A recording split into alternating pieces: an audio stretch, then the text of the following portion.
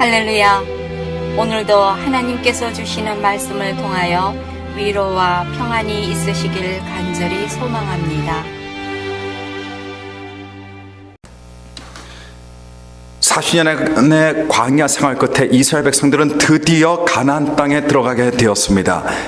여리고 성은 40년 전에 이스라엘 정탐꾼들을 잔뜩 겁먹게 하고 이스라엘 백성들로 하여금 가나안 입성을 바로 그 자리에서 포기하게 만들었던 그런 성이었습니다. 그런데 그 이후 40년의 광야 생활을 지내면서 하나님의 크신 은혜를 경험하고 이스라엘 백성들의 심령에는 믿음의 내공이 쌓이게 되었습니다. 이 믿음의 내공으로 말미암아 이스라엘은 그 난공불락의 성을 하나님의 도우심으로 무너뜨리고 기대감과 그리고 자신감에 가득 찬 마음으로 이제 두 번째로 그들의 앞길을 가로막고 있던 아이 성을 향해서 진격해 나가게 되었습니다. 아이 성은 여리고 성에 비하면 작은 성이었습니다. 그리고 그렇게 튼튼한 성도 아니었습니다. 여리고 성이 어른 성이었다라고 표현을 한다고 한다면 아이 성은 그 이름 그대로 어린 아이 같은 성에 지나지 않던 그런 성이었습니다. 그 대단한 여리고 성을 무너뜨린 이스라엘 백성들이 아이 성을 두려워할 이유가 전혀 없었습니다. 그래서 이스라엘은 여리고 때와는 달리 이 아이 성을 공략하는 데 있어서 이스라엘이 보유한 병력 전부를 동원하지도 않고 그 중에서 단지 3,000명만을 뽑아서 아이 성으로 보내게 되었습니다. 그런데 아이 성으로 진격했던 이스라엘의 병사들이 전혀 예상치 못하게 속수무책으로 패배를 당하면서 겨우 도망해서 패잔병의 모습으로 이스라엘 진영으로 도망쳐 들어오는 일이 벌어지고 말았습니다. 여러분, 아이 성을 공략할 수 없다는 것은 무엇을 의미하냐면요, 이스라엘 백성들이 가나안 땅을 얻을 수 없다는 것을 의미합니다. 아이 성 정도를 이길 수 없다면 그 순간부터 가나안 땅의 더 깊은 곳으로 발을 들여놓을 수 없습니다. 아이 성을 넘지 못하면 비록 가나안 땅에 들어왔다 해도 곧 다시 광야 바깥으로 쫓겨나갈 수밖에 없는 처지가 되어버릴 수밖에 없었습니다. 그런데 이스라엘이 이 아이 성에서 패배하고 만 겁니다. 아이 성 전투에서 대패를 당하자 이스라엘 백성들은 크게 당황하기 시작했습니다. 그리고 바로 얼마 전 여리고 성을 점령했을 때 화로 소리가 완전히 사라지고 곳곳에서는 불평과 원망의 소리가 들려오기 시작했습니다. 절망의 탄식과 서로에 대한 비난의 목소리가 점점 커지기 시작했습니다. 그리고 이스라엘 백성들이 이제 이런 생각들을 하기 시작했습니다. 여리고 성 점령은 그저 우연으로 이루어졌던 일이었던가? 이제 더 이상 하나님께서 도와주시지 않으시는 것인가? 하나님의 은혜가 여리고까지였는가? 우리는 이제 하나님 없이 혼자인가? 하나님이 우리를 버리셨는가? 이제 우리는 망하는 것인가? 갖가지 부정적인 생각들이 마음속에 밀려오기 시작했습니다.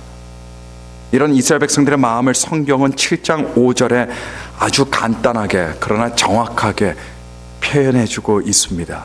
이렇게 표현합니다. 백성의 마음이 녹아 물같이 된지라. 사람의 마음이 물같이 되었다라는 이런 말은요, 순수 히브리식의 관용적 표현입니다. 이 표현은 극도의 불안함과 초조함 그리고 절망적인 감정을 나타낼 때 사용하는 표현입니다. 우리나라 말이나 영어에는 사실 이런 표현이 없습니다. 그런데 이 표현을 보면 볼수록 볼 때마다 어떻게 그렇게 극도의 절망감을 잘 표현하고 있는지 감탄이 나옵니다. 극도의 절망감을 느껴본 사람, 극도의 어떤 초조함과 불안감을 느껴본 사람은 어떤 감정을 들기 시작하냐면요, 그냥 초조하고 그냥 불안한 마음이 아닙니다. 마음이 녹아내리는 듯한, 온몸에 뼈가 녹아내리는 듯한 이런 느낌을 받게 돼요. 녹아서 물처럼 되는데 끊임없이 그 물이 나오는 것을 사람은 경험하게 됩니다. 이스라엘 지도자였던 여호수아도 다를 것이 하나도 없었어요. 누구보다 심리적인 충격과 큰 압박감을 느꼈던 사람이 누구였냐면 다른 사람들보다도 바로 여호수아였습니다. 왜냐하면 그는 최고 책임자였기 때문입니다. 모든 것이 그의 두 어깨에 달려 있었습니다. 성경을 보니까 그렇게 용맹무쌍하던 여호수아도 충격에 빠져서 낙심과 절망의 마음으로 입고 있던 옷을 찢었고 땅에 엎드려 울며 머리에 티끌을 뒤집어 쓰고 하루 종일 내내 바닥에서, 의자도 아니고 바닥에서, 맨 땅바닥에서 탄식하며 통곡했다라고 이렇게 기록하고 있습니다. 근데 해가 저물 때쯤에 하나님께서는 그렇게 엎드려서 통곡하고 또 통곡하고 있는 여호수아에게 이스라엘의 패배의 원인과 이유를 말씀해 주셨습니다. 모든 일에는 이유가 있습니다. 모든 일에는 원인이 있습니다. 한 바둑수는 그 전에 바둑수를 전제로 해서 이루어집니다.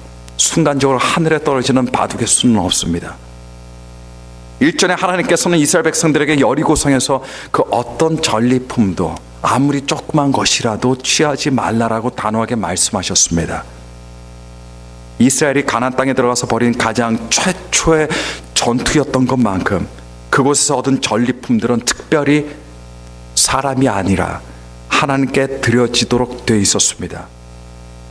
창세기를 보시면 아벨이 하나님 말씀에 순종해서 자신의 첫 소산물들 중에 그것도 가장 좋은 것으로 하나님께 가장 먼저 드렸습니다. 그리고 이것이야말로 아벨의 살아있는 하나님께서 원하시는 진정한 믿음이었습니다.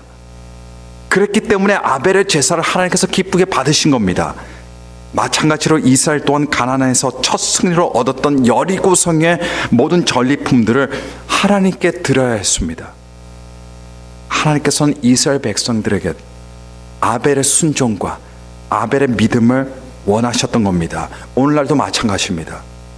하나님께서 우리들에게 원하시고 요구하시는 것은 순종과 믿음의 예배입니다. 가장 좋은 것, 가장 중요한 것을 하나님께 가장 먼저 드리는 신앙, 이 신앙을 하나님께서 기뻐하십니다. 그리고 그것이 진정한 신앙입니다. 아벨과 같이 가인도 제사를 드렸습니다. 가인이 제사를 안 드렸던 것이 아닙니다. 하지만 하나님께서는 가인의 제사를 받지 않으셨습니다. 가인의 제사는 그저 의식과 예식에 불과한 껍데기 제사였기 때문이었습니다. 우리들도 우리 삶으로 하나님께 제사를 드리는 사람들이라고 한다면 하나님께서는 우리들에게 가인의 제사가 아니라 아벨의 제사를 찾으십니다. 아벨의 제사를 원하십니다. 우리가 삶으로 드리는 우리의 예배가 아벨의 제사가 될 때 하나님께서 우리의 제사를 향기롭게 연락해 주시는 겁니다. 이스라엘 백성들은 여리고에서 첫 승리를 얻어냈습니다. 하지만 그 승리가 누구의 승리였습니까? 하나님의 승리였습니다. 하나님께서 주신 승리였습니다. 이스라엘 백성들은 승리를 얻은 것이 아니라 이스라엘 백성들은 무엇을 얻었냐면 기회를 얻었습니다. 수확 이후 아벨의 순종과 아벨의 믿음의 제사를 드릴 수 있는 그 귀한 기회를 이스라엘 백성들이 여리고성 점령 이후에 얻게 된 겁니다. 그런데 그들의 제사가 하나님께 드려졌던 제사가 아벨의 제사가 아니라 가인의 제사가 되어버리고 말았습니다. 그들의 제사가 어떻게 가인의 제사가 되었을까요? 아간이라고 하는 사람이 여리고성 안에서 눈에 번쩍 뜨이는 물건들을 우연히 발견하게 되었습니다. 그 물건들이란 바로 시날산의 아름다운 외투 한 벌과 이 밖에 은과 조그만 금 한 덩어리였습니다. 여러분, 경물생심이라고 물건을 보자마자 사람의 마음에는 소유의 욕망이 불같이 일어납니다. 그리고 아간도 마찬가지였습니다. 주체할 수 없는 그 욕망으로 하나님께 마땅히 드려야만 하는 그런 물건들이었지만 그것들을 스스로 취하다가 자신의 장막에 몰래 숨겨놓은 겁니다. 이 일이 몰래 이루어진 일이었지만 그런데 하나님께서는 다 보시고 계셨습니다. 그리고 이 사실을 알게 된 여호수아는 그 자리에서 일어나서 이제 당시 이스라엘 안에 있던 그 시대의 가인을 찾기 시작합니다. 12 지파들을 대표하는 사람들을 모아두고 제비를 뽑았더니 지파들 중에 유다 지파가 뽑혔습니다. 유다 지파를 가까이 나오게 했더니 이번에는 유다 지파 안에서도 세라 족속이 뽑혔습니다. 세라 족속의 남자들 가까이 나오게 했더니 세라 족속 안에서 삽디의 가족이 뽑혔습니다. 삽디의 가족들을 앞으로 가까이 나가게 했더니 마침내 누가 뽑혔냐? 아간이 뽑히게 되었습니다.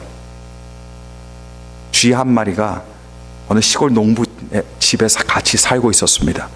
근데 어느 날 쥐는 조그만 틈을 통해서 농부와 그의 아내가 소포를 받은 것을 보게 되었어요. 이 쥐도 호기심이 많아서 무슨 소포가 왔을까? 그렇게 몰래 들여다보고 있었습니다. 근데 가만히 보니까 소포로 온 것이 무엇이었냐면 쥐덫이었어요. 쥐덫을 보자마자 쥐가 놀라서 경악을 하면서 거품을 물입니다. 뒤뜰로 가서 소리를 질러요. 이 집에 쥐덫이 있다, 쥐덫이 있다. 그때 그 자리에 닭이 한 마리 있었습니다. 모이를 쪼아먹고 있었는데 그 소리를 들은 닭은 별 신경도 쓰지 않으면서 이렇게 말했어요. 쥐야, 너에게는 좋은 소식이 못 되지만 나에게는 아무런 상관이 없단다. 근데 너가 참 안 됐구나. 그러면서 다시 먹던 모이를 계속 쪼아 먹기 시작합니다. 쥐가 마음에 상처를 받았습니다. 이 집에 같이 산 게 몇 년인데 어떻게 그럴 수가 있나. 이 중요한 사안을 논의하기 위해서 깨어진 마음으로, 불안감으로 가득 찬 마음으로 이번엔 돼지에게 갔습니다. 돼지에게 가서 펄쩍펄쩍 뛰면서 돼지에게, 돼지야, 저 집에 쥐덫이 있어. 난 이제 어떡하지? 그러자 돼지가 이렇게 말합니다. 쥐야, 참 안 됐구나. 근데 나는 어떻게 도와줄 방법이 없네. 미안하다. 그러면서 계속 꿀꿀거리면서 자기 먹던 밥을 먹었습니다. 이번에도 큰 상처를 받았습니다. 쥐가 이번에는 돼지 우리 옆에 있는 소에게 갔습니다. 듬직한 소에게 갔어요. 소에게 말하기를, 소야, 주인이 쥐젖을 집에 여기저기 놓을 텐데 어떻게 하지? 이렇게 물었습니다. 근데 아쉽게도 소도 닭이나 돼지처럼 똑같은 태도로 똑같은 반응을 보입니다. 결국은 자신과는 상관없는 일이다, 이런 말이었어요. 쥐는 크게 낙심해서 자기 집으로 돌아왔습니다. 그리고 극심한 공포와 고민과 스트레스에 빠져버리고 말았습니다. 근데 바로 그날 저녁 깊은 밤에 쥐덫에 탁 하는 소리가 들리면서 무엇이 잡혔습니다. 농부의 부인은 옳거니 드디어 쥐가 잡혔구나 생각하면서 기대하는 마음으로 쥐덫이 놓여있는 곳에 가봤습니다. 그런데 너무 어두웠고 캄캄해서 아무것도 보이지 않는 거예요. 사실은 그 쥐덫에 뭐가 잡혔냐면 쥐가 잡힌 것이 아니라 독사가 잡혔습니다. 머리가 잡힌 게 아니라 꼬리가 잡혔어요. 독사뱀은 캄캄한 밤에 자기가 가까이 다가오는 그 부인을 순식간에 물어버리고 말았습니다. 부인이 소리를 지르면서 그 자리에서 쓰러졌습니다. 남편이 얼른 달려와서는 부인을 업고 그리고 병원으로 달려갔습니다. 치료를 받고 그 다음날 돌아오게 됐는데 이상하게도 부인의 열이 떨어지질 않는 겁니다. 걱정이 이만저만이 아니에요. 아내를 사랑하는 농부가 어떻게 할까 고민하다가 어떤 생각을 하게 되냐면 아파서 누워있는 아내에게 뜨끈뜨끈한 닭수프를 끓여주기로 마음을 먹었습니다. 그리고 바깥으로 나가서는 모이를 쪼아먹고 있던 닭을 잡아서 죽였어요. 그리고 그 닭으로 부인에게 맛있는 수프를 만들어 줬습니다. 근데 부인의 열은 도무지 내리지 않고 오히려 점점 더 올라가기만 해요. 며칠 뒤에 소문이 퍼졌습니다. 소식을 들은 이웃 사람들이 그 집에 병문안을 오게 되었어요. 농부는 병문안 온 사람들이 너무 고마운 겁니다. 이번엔 자기 집에 있던 돼지를 잡아서 병문안 온 사람들 대접을 했습니다. 그런데 안타깝게도 이런 수고와 노력에도 불구하고 며칠 후에 아내가 낫지를 못하고 그만 죽어버리고 말았습니다. 농부는 이제 장례를 치르게 됐습니다. 자기 동네 사람뿐만 아니라 멀리 있는 옆 동네 사람들까지도 장례식에 참석했습니다. 그 농부는 장례식에 와준 손님들을 대접하기 위해서 이번에는 소를 잡아버리고 말았습니다.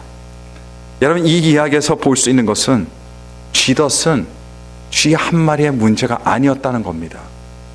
닭이나 돼지나 소가 모두 자기의 문제는 아니라고 이렇게 얘기했지만 모두가 그 쥐덫 하나로 인해서 목숨을 잃어버리고 말았습니다. 이스라엘 백성이 아이성 전투에서 얻은 교훈이 바로 이것이었습니다. 비록 죄는 아간이라는 한 사람이 지었지만 하지만 그 죄가 온 이스라엘에 굉장히 큰 불행과 눈물과 악영향을 미치고 말았습니다. 사람들은 흔히 영향력 있는 사람이 되고 싶어 합니다. 근데 사실은요, 누구든 간에 이미 영향력을 미치는 존재입니다. 내가 누구든 간에, 내가 어떤 사람이든 간에, 외향적이든 내성적이든 내가 원하든 원하지 않든 나는 다른 사람들에게, 내 주변에 있는 사람들에게 끊임없이 영향을 미치고 있습니다. 여러분 한 사람 한 사람, 여러분 주변에 있는 사람들에게 영향을 미치는 사람들입니다. 내가 하는 행동들이 주변에 영향을 미칩니다. 내가 하는 말들이 영향을 끼칩니다. 심지어 눈빛 하나, 내 표정 하나 다른 사람에게 영향을 미치게 됩니다. 다이렉트 TV라는 것을 여러분 아실 겁니다. 위성 TV 회사예요. 이 위성 TV 회사에서 사람들에게 케이블을 끊고 자기 경쟁 상대 회사인 케이블 회사를 끊고 자기 회사 위성 TV를 설치하라고 보라는 이런 광고로 굉장히 재미있는 광고를 제작한 적이 있습니다. 제가 그 광고에 나오는 대사만 읽어드리면 이렇습니다. 당신이 케이블을 보는 중에 화면이 얼어버리면 당신은 짜증이 납니다. 당신이 짜증이 나면 앉아있던 소파를 손으로 내려칩니다. 당신이 소파를 손으로 내려치면 당신의 어린 딸이 따라합니다. 당신의 어린 딸이 커서 당신을 따라하면 학교에서 쫓겨납니다. 학교에서 쫓겨나면 나쁜 곳에서 나쁜 아이들과 어울립니다. 나쁜 아이들과 어울리다 보면 나쁜 사람과 결혼을 하게 됩니다. 나쁜 사람과 결혼해서 아기를 낳게 되면 아기에게 가죽 조끼를 입히고 목에 개목걸이 같은 가죽 목걸이를 장식품으로 달아줍니다. 케이블 때문에 가죽 개목걸이 장식품이 목에 달려있는 손자를 보는 신세가 되지 마시고 빨리 다이렉트 TV로 바꿔주세요. 여러분, 이 광고가 시리즈로 여러 개가 있어요. 다 소개해드리고 싶지만 그렇지만 본질이 아니기 때문에 소개해드리지 않겠습니다. 근데 이 광고는 어떤 조그마하고 작은 사건에 대한 작은 영향이 연쇄작용을 일으켜서 나중에 그 사람의 미래까지도 좌지우지할 수 있는 이 사실을 코믹하게 이용해서 만들어진 광고입니다. 어떤 작은 것이 한 사람의 미래까지 바꿔놓는다고 한다면 개인이 미치는 영향도 마찬가지입니다. 한 개인이 알게 모르게 미치는 영향이 그 개인 주변의 사람들에게 미치게 되고 나중엔 자기 자신에게까지 자신의 어떤 행위의 결과가 돌아오게 되는 겁니다. 사람 누구나가 어떤 영향을 미치고 그리고 끼치는 존재입니다. 그런데 중요한 것은 무엇이냐? 내가 영향을 안 끼치는 것이 아니라 끼치는 것이 아니라 어차피 우리는 영향을 끼치고 있는 사람들이기 때문에요. 중요한 것은 무엇이냐? 내가 어떤 영향을 끼치냐가 중요한 겁니다. 내 친구들이 나로부터 어떤 영향을 받고 있는지 그 결과는 나에게까지 돌아옵니다. 내 자식들이 나에게 좋은 영향을 받는지 아니면 나쁜 영향을 받는지 그 영향은 결국 자기에게 돌아옵니다. 내 배우자가 내게 어떤 영향을 받고 있는지 그 영향은 배우자뿐만 아니라 결국 나에게 돌아옵니다. 내 교회 식구들이 나에게 어떤 영향을 받고 있는지 그 영향은 결국 또 나에게 돌아옵니다. 아간은 이스라엘 민족의 12지파 중에서 가장 중심에 있는 유다 지파에 속한 명문 족속에 속해 있던 사람이었습니다. 유다 지파는 어떤 지파입니까? 나중에 다윗이 이 지파에서 통해서 나오고 예수 그리스도께서 이 지파를 통해서 나옵니다. 이렇게 좋은 집안 배경을 가지고 있던 사람이었습니다. 명문 가문이었습니다. 그런데 이 가문 안에 당시 온 이스라엘 백성들을 괴롭게 하고 힘들게 했던 아간이 바로 이 지파에서 나오게 되었습니다. 온 이스라엘에게 나쁜 영향을 미치는 사람이 되어버리고 말았습니다. 한 가지 더불어 주목해야 할 것이 있다면요, 하나님께서는 아간의 죄를 한 개인의 죄로 보시지 않으셨다는 겁니다. 오늘 우리가 읽은 본문에도 나와 있지만 하나님께서는 전체 죄로 간주하셨습니다.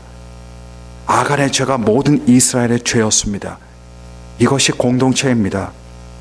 나의 선한 것이 공동체에 아름답고 선한 것이 됩니다. 그러나 동시에 나의 악한 것이 공동체에 악영향을 미치는 악이 되어버리고 맙니다. 나의 선한 영향이 교회를 세우게 되면 그러나 나의 악한 영향이 교회를 약화시킵니다. 교회에 누를 끼치게 됩니다. 왜냐하면 그것이 공동체이기 때문입니다. 한 사람은 개인으로 끝나는 것이 아니에요. 하나님께서는 개인으로 만들지 않으셨습니다. 하나님은 공동체를 만드셨습니다. 그 공동체 안에 개인이 속해 있는 겁니다.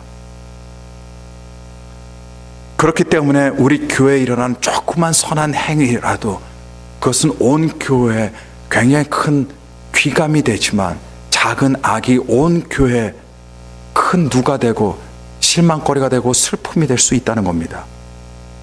아간이 빠져버렸던 죄를 조금 더 깊이 보면요, 아간은 어떤 것들에 눈과 마음을 빼앗겼습니까? 성경을 보면 아름다운 외투 한 벌과 은과 금 한 덩어리입니다. 아간의 이야기가 언제 이루어진 이야기냐면 예수님께서 태어나시기 전에 1500년 전에 이루어졌던 일입니다.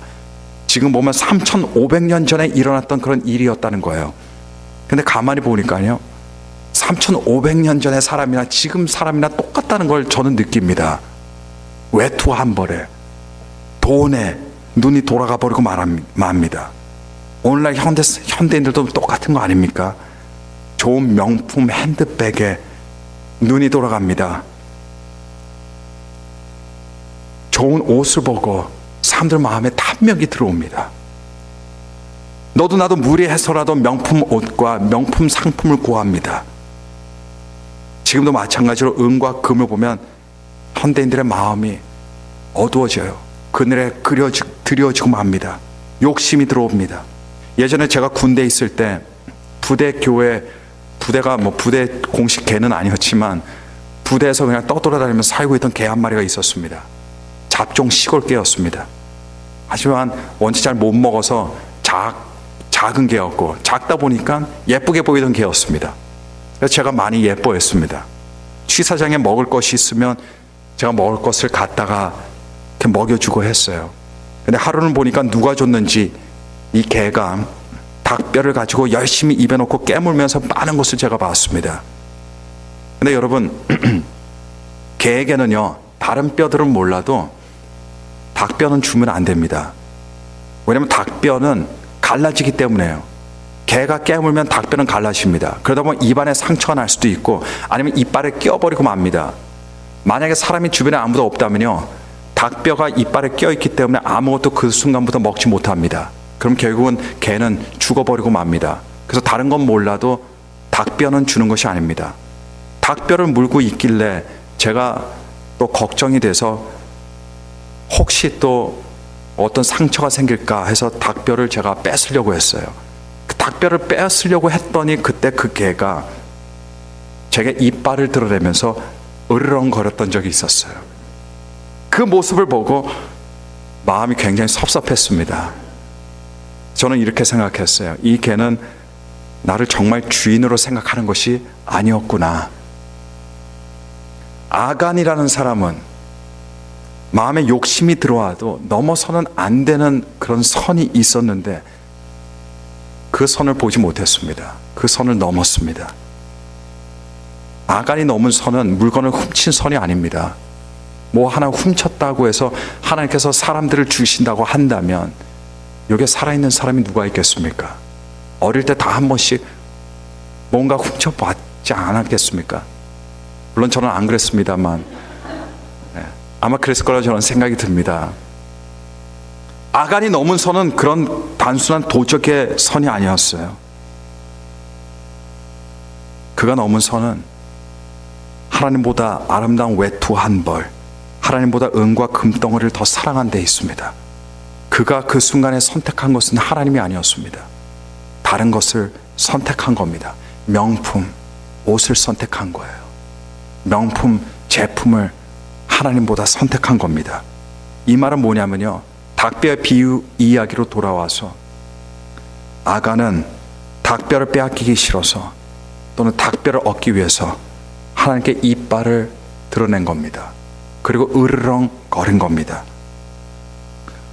오늘날 우리도 얼마나 많이 이빨을 드러내며 으르렁 거리는지 몰라요. 우리가 드리는 모든 기도가 참 거룩하고 아름다운 기도가 아닐 거라고 저는 생각합니다. 또는 때로는 탐욕 가득 찬 마음으로 하나님께 달라고 이를 보이면서 으르렁거리는 그런 기도들이 얼마나 많은가 저는 생각해 봅니다. 다른 거는 몰라도 이건 포기하지 못한다. 하나님 이것만은 주셔야 됩니다.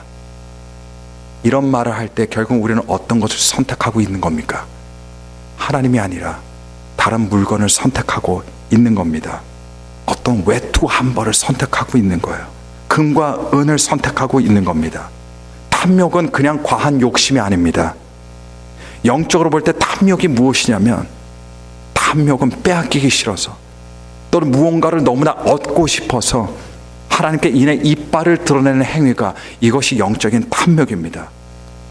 탐욕을 버리지 않을 때 우리는 무의식적으로 무엇을 하나님께 선포하는 것이냐? 나의 주인은 하나님이 아니십니다. 이거를 선포하고 있는 겁니다. 누구라도 마음에 갖고 싶은 욕망을 가질 수 있어요. 누구라도 어떤 바람을 가질 수 있습니다. 자동차, 집, 돈, 핸드백, 옷, 신발, 명예, 신분, 지위, 이런 모든 것들이 사람들의 어떤 욕망의 대상이 됩니다.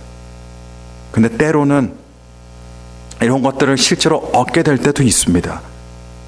하지만 많은 경우 사람이 그것들을 얻는 것이 아니라 가만히 보면 그것들이 사람을 얻게 되는 것을 저는 봅니다.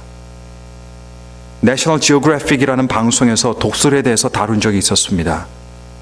특별히 독수리가 어떻게 물에 있는 물고기를 낚아채는지에 대해서 집중적으로 조명하던 그런 시간이었습니다. 독수리들은 높은 하늘 위를 유유히 날다가, 낮게 나른 것도 아닙니다. 저 높이 나르다가 그 좋은 시야로 물고기를 발견하게 되면, 물 표면 주변에 수영하고 있는 물고기를 보게 되면 주저하지 않고 몸을 그 사냥감으로 향하고 활짝 피고 있던 날개를 뒤로 접어서는 130마일의 빠른 속도로 급하강을 하게 됩니다. 그리고 독수리가 물 표면 가까이 순식간에 오게 되면 그 순간에 머리를 뒤로 빼면서 독수리의 날카로운 발톱을 세워서 물 표면 주위에 헤엄치고 있는 고기를 낚아채고는 다시 유유자적히 날아가게 됩니다. 내셔널 지오그래픽 카메라맨이 바로 이런 장면들을 찍다가 아주 우연히 전혀 예기치 못한 장면을 찍게 되었습니다. 어느 때와 같이 멀리 상공에서 날고 있다가 한 독수리가 물고기를 발견했습니다. 어느 때와 똑같이 무서운 속도로 하강을 했습니다. 그리고 성공적으로 그 날카로운 발톱으로 물고기를 잡았습니다. 낚아챘습니다. 그런데 잡은 물고기가 자신이 생각했던 것보다 몸집도 컸고 몸무게도 많이 나갔던 모양입니다. 독수리는 다시 상공으로 높이 날아오려고 하는데 날아오르질 못하는 거예요. 허덕거리면서 계속 밑으로 내려갑니다. 그러다가 물 표면에 가까워지기 시작했습니다. 독수리는 먹이를 안전한 곳까지 나를 수 없다는 걸 깨닫고는 어쩔 수 없이 물고기를 놓았는데, 근데 그 물고기를 꽉 붙들고 있던 독수리의 날카로운 발톱이 너무 깊이 그 물고기의 몸에 박혀버린 나머지 발톱이 빠지지 않는 거예요. 독수리는 흥분합니다. 몸부림을 칩니다. 그러나 소용이 없었어요. 결국 독수리는 물속에 몸이 잠기게 되었고 몸에 깃털들이 젖게 되었습니다. 힘을 잃고 그대로 그 물에서 익사해버리는 충격적인 장면이 우연히 포착되게 되었던 일이 있었습니다. 독수리의 입장에서 보면 정말 어이없는 사건이었어요. 그 이야기를 보니까 비록 독수리가 물고기를 잡았지만 나중에 가만히 보니까 독수리가 물고기를 잡은 것이 아니라 물고기가 독수리를 잡은 격이 되고 만 겁니다. 그래서 독수리는 필사적으로 물고기에게 놓이기 위해서 발악을 했지만 결국 그렇게 못하고 물에 빠져 죽게 된 겁니다. 어느 한 것에 너무 깊이 발톱을 묻어버리면 그런 일이 벌어지고 마는 거예요. 이것이 탐욕입니다. 이것이 탐욕이에요. 탐욕이라는 것은 나를 상하게 합니다. 나를 망치게 합니다. 닭뼈입니다. 그 닭뼈를 입에 문 채로 우리는 때로는 하나님 앞에 이를 드러내면서 하나님께 으르렁거립니다. 때로는 눈물을 흘리면서 하나님께 불평도 합니다. 하나님께서는 아간을 죽이도록 명하셨습니다. 피상적으로 보면 상당히 지나친 체벌입니다. 그냥 도둑질한 것뿐인데, 그러나 아간은 그냥 도둑질한 것이 아닙니다. 탐욕으로 한 것은 그냥 도둑질한 것이 아니에요. 아간은 자기 주인을 확실히 선택했습니다. 명품 옷 한 벌과 금 한 덩어리를 훔친 이 아간은 앞으로도 하나님을 선택하지 않습니다. 왜냐하면 아간에게 있어서 하나님은 어떤 분이시냐면 명품 옷 한 벌과 금 한 덩어리만도 못하신 하나님이시기 때문입니다. 어떤 사람들은 갖고 싶은 것을 못 가져서 죽어가는 사람들이 있습니다. 원하는 물건이 없다고, 원하는 위치에 없다고, 원하는 돈이 없다고, 원하는 차나 집이 없다고 늘 불만족 속에 살아갑니다. 그리고 그것을 어떻게든 얻으려고 일평생 살아가요. 그런데 그러다 보니까 정작 자기 자신을 잃어버리고 맙니다. 아간은 아름다운 외투 한 벌을 얻었지만 자기 자신을 잃어버리고 말았습니다. 사실 아간의 생명은 외투보다 훨씬 고귀했습니다. 그런데 아간은 그걸 보지 못했습니다. 탐욕이란 것이 그렇습니다. 그래서 외투가 있어야만 만족을 했습니다. 우리 예수님께서는 외투 때문에 십자가에 달려 돌아가신 것이 아닙니다. 명품 핸드백 때문에 보혈을 흘려주신 것이 아닙니다. 여러분들 은행 어카운트에 있는 돈 때문에 십자가에 달려 돌아가지 않으셨습니다. 예수님은 바로 저와 여러분들 때문에 십자가에 달려 돌아가셨습니다. 예수님에게 중요한 것은 다른 것들이 아닙니다. 바로 저와 여러분입니다. 우리 자신입니다. 그래서 예수님께서 정말 감동하시고 기뻐하시는 것은 우리가 다른 무엇을 예수님께 드리는 것이 아닙니다. 왜냐하면 예수님에겐 그것이 중요한 것이 아니기 때문입니다. 예수님이 가장 기뻐하실 때는 우리 자신을 드릴 때 우리 주님은 가장 기뻐하십니다. 내가 명품이 없고 물건들이 별로 없어도, 내가 유명하지 않고 높은 위치에 없어도, 내가 돈이 별로 없어도 우리는 우리 스스로의 가치를 볼 수 있어야 됩니다. 우리 스스로 존중할 수 있어야 됩니다. 명품 옷보다, 명품 핸드백보다 귀한 것이 바로 내 자신입니다. 돈보다 귀한 것이 내 자신입니다. 그리스도인들은 명품 상품에 정신이 팔리지 않습니다. 물론 명품 사서 들고 다닐 수도 있습니다. 하지만 거기에 정신 팔리지 않아요. 왜냐하면 내가 명품보다 훨씬 더 귀한 존재이기 때문입니다. 돈과 집과 차에 마음에 눈이 멀지 않습니다. 그거를 잡으려고, 그것을 얻으려고 일평생 죽을 고생하면서 살아가지 않아요. 왜냐하면 하나님께서 귀하게 여기시는 존재는 집도 아니고 자동차도 아니고 바로 나이기 때문입니다. 바로 여러분들이기 때문입니다.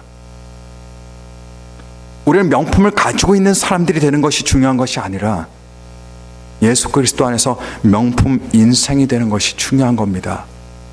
명품을 가지고 있다고 해서 그 사람이 명품 인생이 되는 것이 아닙니다. 명품 인생의 출발이 어디입니까? 내가 하나님의 명품이다라는 자기 존중 의식에서부터 시작이 됩니다. 내가 명품이다라는 의식이 없으면 그때부터 다른 사람과 비교하게 되고 열등감을 갖게 됩니다. 뭔가를 가져야 됩니다. 남들을 부러워하게 됩니다. 불행해집니다. 그 길의 끝은 불행입니다. 불행입니다. 남들이 가지고 있는 것들 내가 가지고 있지 않아도 아무 상관이 없습니다. 왜냐하면 내가 하나님을 사랑하고 하나님께서 나를 사랑하시기 때문입니다. 내가 하나님의 명품이기 때문입니다. 그래서 명품 인생에게는, 명품 신앙에게는 입에 물면서 집착하는, 놓지 않는 닭뼈라는 것은 없습니다. 지키기 위해서, 얻기 위해서 하나님에게조차 으르렁거릴 세상에 닭뼈가 없는 인생이 하나님 보시기에 명품 인생이라는 것을 여러분 기억하시길 바랍니다. 오늘 하나님으로 나의 주인으로 삼고 하나님께서 언제나 가장 좋은 것으로 먼저 드리는 하나님 백성이 될 수 있는 이유는 내가 하나님 앞에 가장 귀한 명품 존재이기 때문이라는 사실을 기억하시고 오늘 이 세상 살아가면서 명품 것들에 눈이 현혹되지 마시고 명품 인생을 살아가시는, 명품 가정을 일으키시고 명품 가문이 되는 신앙의 명품인들이 되시기를 간절히 축원합니다. 우리 다 함께 들은 말씀 생각하면서 우리 기도하겠습니다.